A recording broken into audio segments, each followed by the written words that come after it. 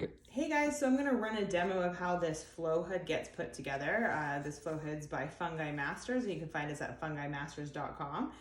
It is a 48 by 24 flow hood. As you can see when you zoom out a little bit, you can see the length of it. We have the 12-inch flange in the top of the flow hood here. We're going to take the inline fan and we're going to place it into the unit with the dial and the function unit on the side. This dial and function unit allows you to turn the fan up to a higher CFM or a lower. You can see the dial on the side of the unit here. You can go all the way from low all the way up to high, back and forth there. So you're going to want to do it at about a 50% medium, which is going to look a little bit like that.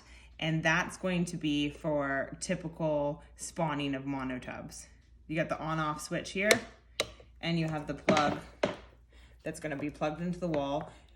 Try to not use any extension cords. You can if you need to, but make sure to check with your electrician before doing so.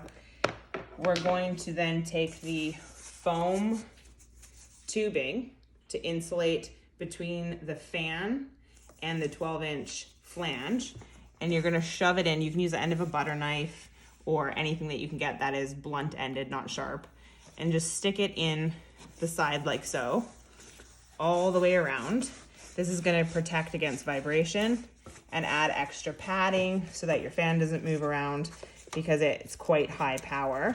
And it's also going to keep air from getting into the sides and allow the air to just flow through the top of the fan. So you're going to put that in. I'm not going to show you the whole thing, but you're going to put that in all the way around until it gets to the other side, and then you're going to cut off whatever's left. Or you can fold it down on top. You don't have to cut it. Okay, so then now that we have the fan in, we're going to show you what it looks like to put the chimney on. So the chimney looks like this. And it has a furnace filter in the top of it, which we're not going to put in until after because I'm going to show you how this works. So this goes over top. Oops, and you got to make sure that the little divot in the wood here lines up with your extension cord. So make sure that it's facing that way. Put it on. Make sure your extension cord's coming out of the divot. Slide it into place. And if it won't fit, like if it's having a little bit of an issue, you got to rotate the fan in the box until it's completely even so that your wood box can fit in exactly into place. Got it, awesome. And then once that's into place, you take your furnace filter, which you're gonna change about every 4 to 6 months, depending on how you're using it. 4 to 6 months, depending on how you're using it. And you're gonna slide it into place like this in the divots at the top of the wood chimney, and just slide it into place like that and closes over. So it's gonna pick up any big particles in the air before they actually get into your fan.